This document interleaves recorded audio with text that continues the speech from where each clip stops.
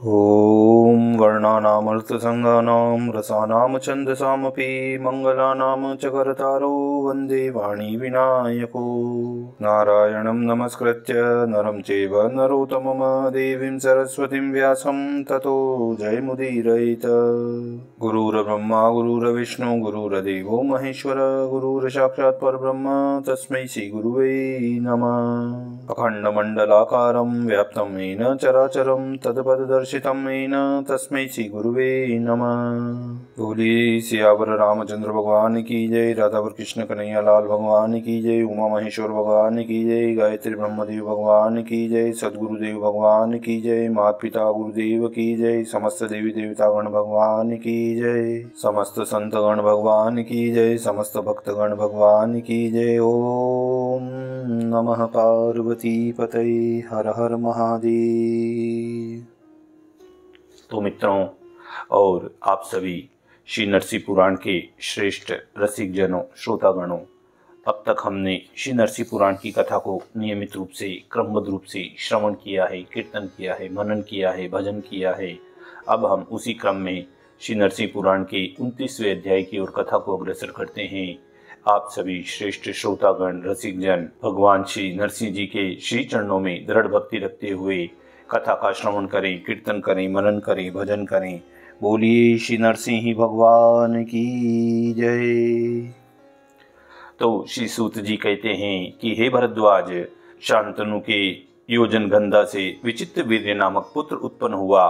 राजा विचित्रवीर्य हस्तिनापुर में रहकर धर्मपूर्वक प्रजा का पालन करते रहे और यज्ञों द्वारा देवताओं को तथा श्राद्ध की द्वारा पितरों को तृप्त करके पुत्र पैदा होने पर स्वर्ग लोक को प्राप्त हुए। विचित्रवीर्य के अंबिलिका के गर्भ से पांडु नामक पुत्र उत्पन्न हुआ। पांडु भी धर्म पूर्वक राज्य पालन करके मुनि के शाप से शरीर त्याग करके देवलोक को चले गए।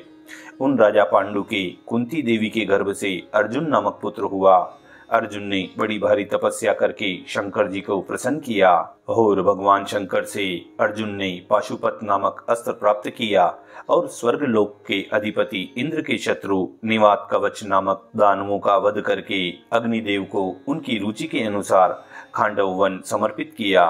खांडव वन को जलाकर तृप्त हुए अग्निदेव से अनेक दिव्य वर प्राप्त करके दुर्योधन द्वारा अपना राज्य छीन जाने पर उन अर्जुन ने अपने भाई धर्म, युधिष्ठिर, भीम, नकुल, सहदेव और पत्नी द्रौपदी के साथ विराट नगर में अज्ञातवास किया। वहां जब शत्रुओं ने आक्रमण करके विराट की गौओं को अपने अधिकार में कर लिया, तब अर्जुन ने भीष्म, द्रोण, कृप, दुर्योधन और कर्ण आदि को हराकर समस्त गौओं को वापस घुमाया। फिर विराट राज की द्वारा भाइयों सहित सम्मानित होकर कुरुक्षेत्र में भगवान वासुदेव को साथ लेकर अत्यंत बलशाली धृतराष्ट्र पुत्रों के साथ उन सभी ने युद्ध किया और भीष्म, द्रोण, कृप, शल्य, कर्ण आदि महापराक्रमी क्षत्रियों तथा नाना देशों से आए हुए अनेकानेक राजपुत्रों सहित दुर्योधन आदि धृतराष्ट्र पुत्रों का उन्होंने भीम आदि के सहयोग से वध करके अपना राज्य प्राप्त कर लिया। फिर भाइयों सहित वे धर्म के अनुसार अपने सबसे बड़े भाई धर्मराज युधिष्ठिर को राजा के पद पर अभिषेक करके राज्य का पालन करके अंत में सबके साथ प्रसन्नता पूर्वक स्वर्गलोक में चले गए। अर्जुन को सुभद्रा के गर्भ से अभिमन्यु नामक पुत्र उत्पन्न हुआ, जिसने महाभारत युद्ध में चक्रव्यूह के भीतर प्रवेश करके अनेक राजाओं को मृत्यु के घाट उतार दिया। अभिमन्यु के उत्तरा के गर्भ से परीक्षित का जन्म हुआ। धर्मनंदन युधिष्ठिर जब वानप्रस्थ धर्म के अनुसार वन में जाने लगे, तब उन्होंने परीक्षित को राजा की पद पर अभिषेक कर दिया। तब वे भी धर्मपूर्वक राज्य का पालन करके अंत में वैकुंठ धाम में जाकर अक्षय सुख के भागी हुए।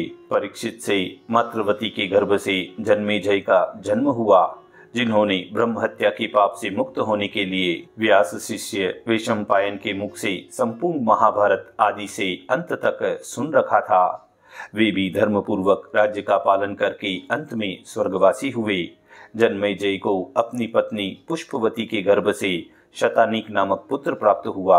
उन्होंने भी धर्मपूर्वक राज्य का पालन करते हुए संसार दुख से विरक्त होकर मुनिवर शौनक के उपदेश से यज्ञादि कर्मों के द्वारा समस्त लोकों के अधीश्वर भगवान विष्णु की निष्काम भाव से आराधना की और अंत में वे भी वैष्णव धाम को प्राप्त करते हैं। शतानीक के फलवती के गर्भ से सहस्त्रानीक की उत्पत्ति हुई। सहस्त्रानीक बाल्यावस्था में ही राजा की पद पर अभिषिक्त होकर भगवान नरसिंह के प्रति अत्यंत भक्ति भाव रखने लगे। उनकी चरित्र का आगे वर्णन किया जाएगा। सहस्त्रानीक के मृगवती से उदयन का जन्म हुआ। वे कौशाम्बी के धर्मपूर्वक राज्य का पालन करके नारायण की आराधना करते हुए वैकुंठ धाम को प्राप्त हो गए।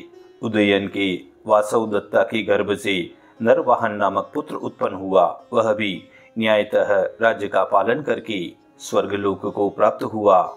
नरवाहन के अश्वमेध दत्ता के गर्भ से शेमक नामक पुत्र उत्पन्न हुआ।